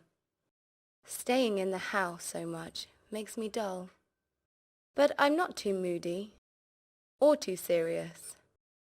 In fact, I'm grateful for many things, like when the human leaves me alone when I'm sleeping, or when he forgets the dog outside the house. Anyway, as a cat, I have no way to show my mood. My face looks the same, no matter how strong my feelings are, whether I'm happy or depressed. This isn't effective. So, I use other ways to show you how I feel. I bring you dead mice when I'm happy. I pee in your shoe when you piss me off. If I scratch your furniture, that means it's ugly. And if I scratch your boyfriend, that means he's ugly too. That's why I scratched him yesterday. I care about you. So I'll scratch him every day you bring him. Dump him. With love, your cat. Unit 40, Entertainment, Track 40.5, The Best Comedy. Eric went to the karaoke bar again. It's where he would go to have fun after working hard. He had a few shots of tequila and went crazy that night. He must have sung 20 pop songs before he left the bar. The next day he woke up feeling half dead. That was an excellent party. Oh, and he met an extremely hot girl last night. He tried to remember her. He knows he had a dance with her and stood with her at the bar. He kissed her in the bathroom, and yes, he even held her bum. He couldn't remember anything after, not even her name. He had drunk a lot. Anyway, he decided to find a TV series and watch it from the beginning all the way to the end. Something silly that didn't make him think. His head hurt from the hangover. He found a comedy show called My Life's a Comedy. The review said it was engaging but not complicated. Perfect for someone who had too many drinks the previous night. Eric lay down in bed and started watching the show. The opening scene was in a karaoke bar. The main character was a drunk man singing. Eric laughed and thought of himself. Then the man met a girl, bought her a drink, and they went to the bathroom. Wait, was that the same bathroom? The man kissed the girl and held the girl's bum. Eric sat up in bed. In the next scene, the woman returned to the bar, took off her fake hair, and said to the barman, "I'd like my bill, please." She said it in a deep, strong man's voice. Eric stopped the show. He called the barman. "Hey, remember that girl last night? What was her name?" "Harry." Unit 41. Shopping. Track 41.5. The impossible item. Hui was not a shopaholic. He hated shopping for anything at a mall. If his girlfriend insisted on looking for things on sale or clearance, he would refuse to go with her. Most of the time, she didn't really need anything. She just wanted to look. That's why she always spent her days off going window shopping. Unlike her, Hui preferred online shopping. There, he could do research on what he needed, enter a discount code, pay the shipping cost, and then wait. Online shopping came with delivery. Easy. Why would anyone want to walk around a big place to find stuff? Well, I'll tell you. Hui liked rare and unusual items, things that were impossible to order online, or just impossible items. He found such an item at a market, which opened only on Thursdays at midnight. The item was almost round and looked like a large blue stone with red dots. "I don't believe you," Hui said to the seller. "Really? It's a dragon egg," said the seller, an old man with bright blue eyes. "At just 20 million dong, it's a bargain." "Is it damaged?" "No." "Does it come with a guarantee?" "Of course not. It's ancient. I can give you a receipt, but you can't return it if you're unhappy." Well, Hui went ahead and bought the egg. He took it home and put it on a high shelf. "What's that?" asked his girlfriend. "A dragon egg." "Don't touch!" She did, and she dropped it. The egg cracked, opened, and a smelly liquid poured out. Just like a chicken egg, but blue. There was no baby dragon. Hui ran back to the market to complain. There was no dragon inside. "Well," said the old man, "did you have breakfast yesterday?" "Of course," said Hui. "Were there chickens in the eggs?" Unit 42. Accessories and Clothes 1. Track 42.5. Extreme Fashion. Fashion is funny. Everyone wants to dress well in the current trend, but everyone also wants to have their own stylish choice. Kara bought unique fashion glasses and handbags, but she always noticed someone else with the same stuff. The same thing happened to her trainers, her colourful flip-flops, and even her sandals made of snakeskin and her wooden sunglasses. One night she saw a strange man across the street. His fingernails were long and covered in white nail polish. His eyes were completely covered by a sleep mask. The man suddenly jumped up and ran to her. "How could you see me?" she asked. "Never mind. Would you like to look unique all the time?" he asked Kara. "Maybe." "Then buy this." He showed her a metal bracelet with an eye on it. "It can see everything. If it sees anyone wearing what you're wearing, it will change your style automatically." He smiled. "Discount today only." Kara bought the bracelet but was nervous to use it. One day, when someone was wearing the same hairband and lipstick that she wore, she put the bracelet on. Its magic eye opened and looked at the other girl. Then it changed Kara's hairband and lipstick immediately. She was amazed.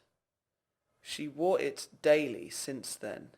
Even if someone simply wore earrings or a necklace like hers, her earrings and necklace changed. She never had to think about what to wear ever again. Trouble came when Kara went to a music festival. 100,000 people went there from around the world. As you can imagine, there were many crazy styles there. Too many, in fact. The bracelet's eye looked around all night, changing Kara's outfit 1,000 times in the first hour. Then it stopped, closed, and all her clothes disappeared. Well, that was quite unique. Unit 43. Accessories and Clothes. 2. Track 43.5. Cotton. My favourite item in my wardrobe was a big yellow raincoat. It was loose and comfortable and went down almost to my feet. It had big spacious pockets and an orange pattern. Then, to match the raincoat, I had bright yellow shoes made of leather. Oh, I looked eye-catching. Everyone said yellow looked good on me. I often waited for it to rain, and then I'd change out of my normal clothes and get dressed well for the rain. I would zip up my raincoat and would go out in the rain on my bike, laughing at the people walking around in their wet clothes. The rain would fall on their trousers and jackets. The wrong outfit for that kind of weather. I'd spend my whole day in that raincoat, at work and at cafes. I loved my raincoat so much that I would only unzip it and take it off when I returned home. One rainy day, I was at a cafe with my friend, Hong. Hong wasn't into fashion, so she was wearing what she wore every day, jeans and a hoodie. And when we were there, I told her that there was something special about my outfit. She asked me what it was, and I told her what it was. She said, "What? Really?" "Yes." "Silk or cotton?" "I won't tell you," I said. And with that, I got up, paid the bill, and went to unlock my bike. Now, Hong has always been a joker, so I should have expected it. She entered her car and drove very near me as I was bending over. As she passed, she grabbed my yellow raincoat and pulled hard. Whoosh! "Ha ha ha ha! Cotton!" Hong laughed. The raincoat had come off. I stood in the rain, wearing only cotton underwear. Yellow, of course. Unit 44. Daily Routines and Free Time Activities. Track 44.5. How to be clean. Cam had never organised a thing in her life. She never did the usual work that someone does in the house. She didn't tidy up her room or any part of her house. When she woke up, she got herself ready for work like this. She brushed her teeth, sometimes, combed her hair, sometimes, had tea, sometimes, and went to work. She didn't have a morning routine. Even at work, she never organised herself. Her workload was very little, yet she fell behind often and had to reschedule things all the time. When she returned home, she never did any housework, but the house was always clean. Why? Because her housemate, Tam, did all the cleaning. This changed suddenly in a sad way. Her roommate, Tam, died. A week later, Cam left the house in a terrible mess and went to work. When she returned, the house was clean. Nothing was out of place. She told the police someone had come and cleaned her house. They laughed. At the weekend, the house became really dirty again. But on Monday, she returned from work at midday and found out it wasn't the same mess as she had left it. It was cleaned perfectly. The next day, Cam made a really, really bad mess and hid somewhere in the house to see what happened. Then she saw it, a white thing that floated in the air straight to the kitchen to pick up the broom. A ghost.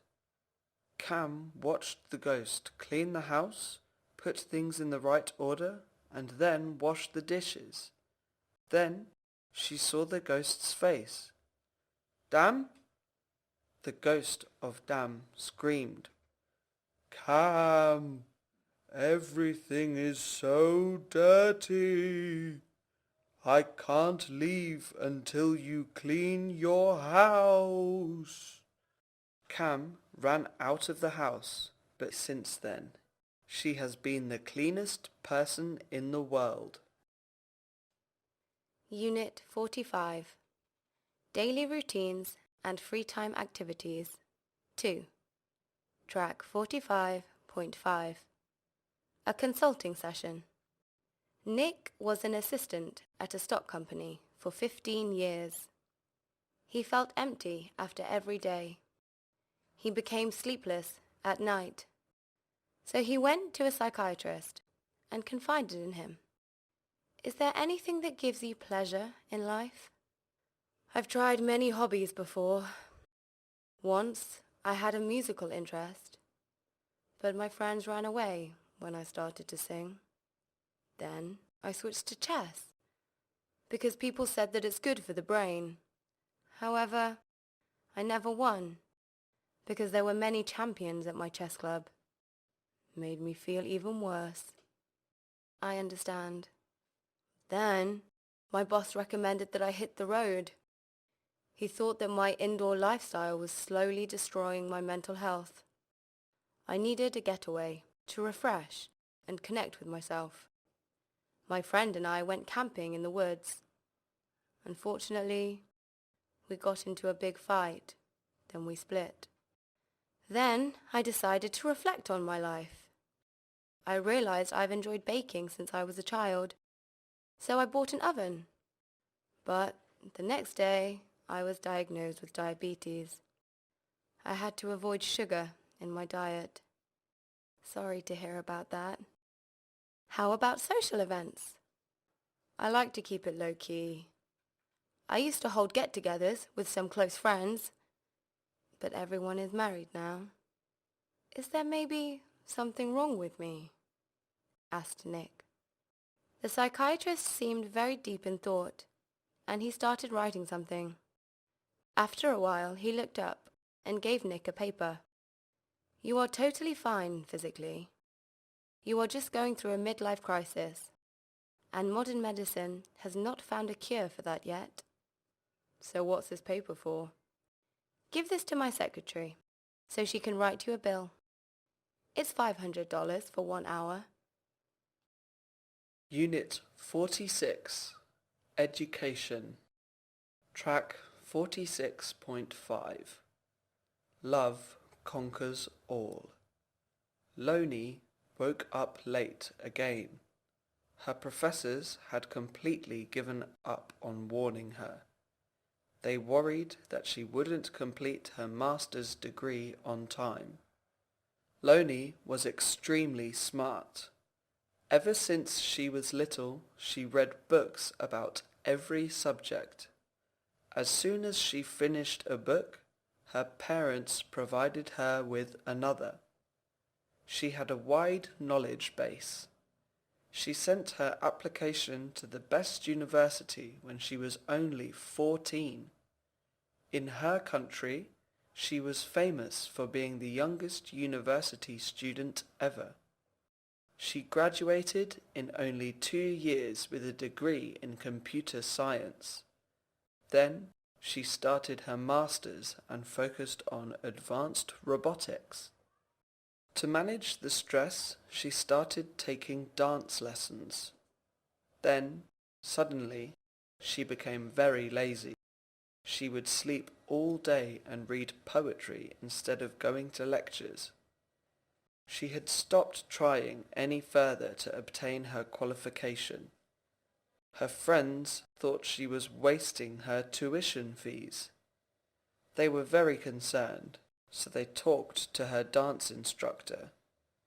Could you please encourage her to pursue her studies? He said he would do his best. After the next dance session, Loney's instructor said, "Don't you want to complete your master's, Loney? And then maybe a doctorate?" "Not any more," she said with a smile. "Why not?" he asked. "I think it would benefit you and everyone in the world if you used your skills to make the world a better place." "Maybe," said Loney, "but that was not my plan." "It wasn't?" "No. My plan was to build a robot factory which could build a robot army and take over the world." The instructor coughed. "Oh." Then she smiled at him warmly. "But I like you, so I don't want to destroy you." Unit 47. Crime and Politics. 1. Track 47.5. Never Stop Dreaming. Ever since Ming was a kid, he only wanted to become a criminal. While other kids read Doraemon comic books, Min studied murders. In high school, when his classmates started swearing and smoking, Ming started stealing things. When his friends spent money on dates, Ming saved for a gun. Then he thought to himself, "I want to be a criminal officially." You are only a real criminal once you are arrested and put into jail. If not, I am just an ordinary citizen. Therefore, he always tried to get attention. One time, he stole lots of stuff and put it all inside his jacket. He passed by the guard, hoping to be caught. But the guard didn't notice anything wrong. He even smiled and nodded at him. Frustrated with being a thief that never got caught, he decided to attack someone. With a policeman witnessing, of course. One night, he found a drunk man walking alone near the police station. He approached and started a fight with that man. The police showed up and stopped them. Ming was very excited. "Finally, this day has come," he thought. However, it turned out that the drunk man was wanted for tax evasion.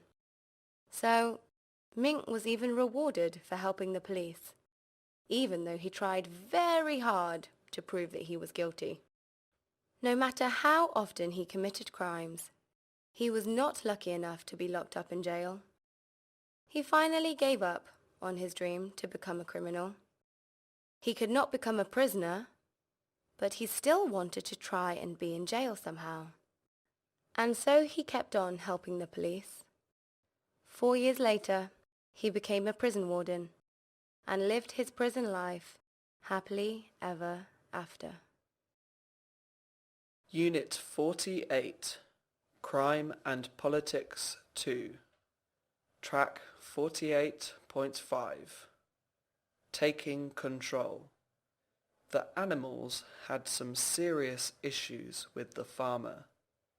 The problem was that he had too much power on the farm.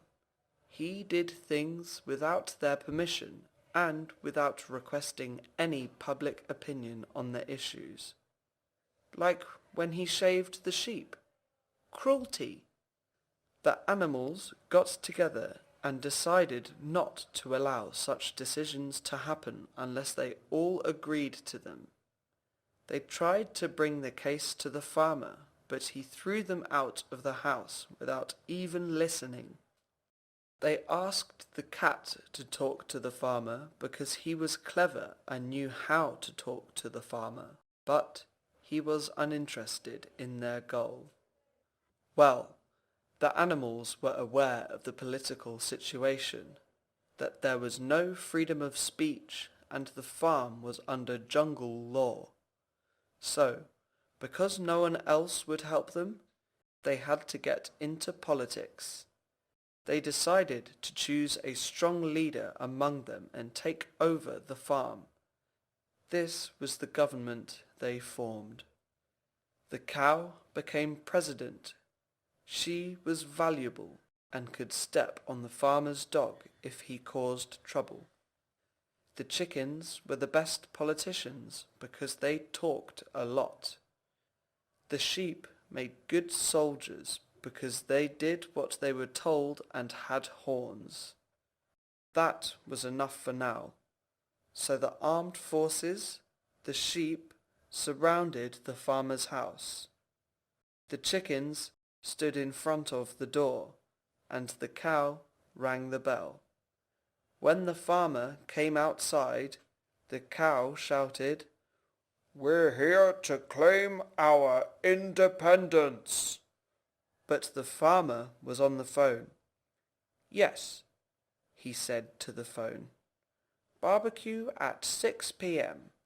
We can barbecue beef, lamb, or chicken." And so the animals voted on who would be the first to go. Unit 49. Business and Commerce. Track 49.5. The Startup. So, tell us about your company, the bank said. I was nervous. This was a meeting between my new startup company and the bank. We were trying to come to an agreement with the bank and get a loan so that we could cover the startup costs. We knew our business would be successful. We had done a lot of research on the customers. We knew there was a huge amount of potential for such a business. We had met with business partners and had long discussions with them. So we knew what we were doing. The thing is, the economic situation was still quite hopeless.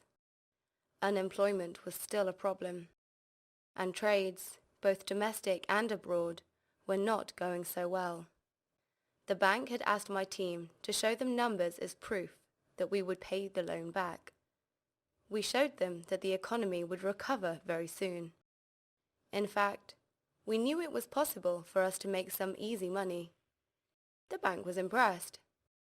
Banks saw many average business ideas all the time, you see. But, as I said, we were a very professional team. We knew what we were doing. So I answered the bank and told them about our company. It was as simple as this. Small companies pay us a little money, and we help them make a lot of money.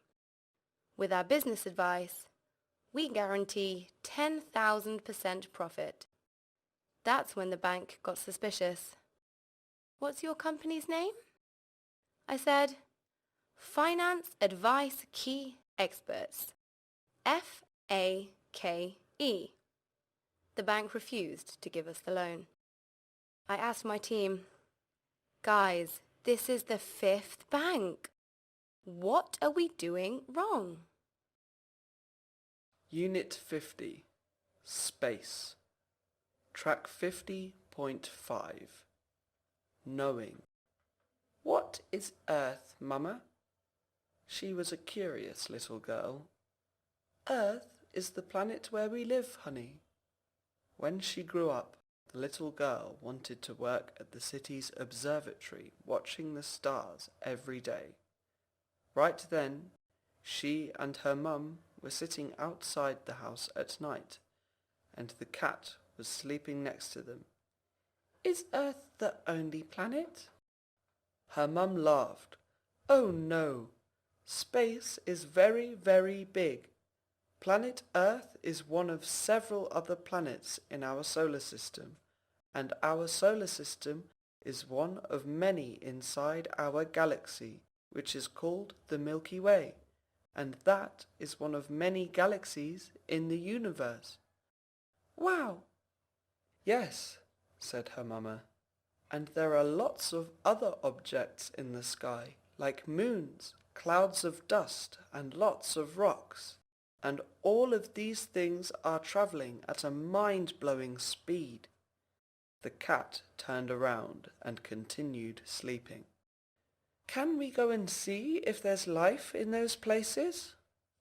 Mama shook her head. We can't, honey. We'd need to launch a spacecraft and stay inside it. There's no atmosphere out there. Any life would freeze like an ice cube and would die without a spacesuit. The girl looked angry then. That's a lie. How come you watch all these movies about aliens and the aliens just walk around outside without freezing? The cat woke up, opening just one eye. Those are just movies, honey. Liar! I know there are aliens out there. And the little girl ran into the house. The cat waited for Mama to leave, and then its head opened at the top. A thin metal stick with a light at the end grew from it. The light shined on, off, and the cat's eyes turned red. The cat opened its mouth and said with 1,000 small voices, "She knows."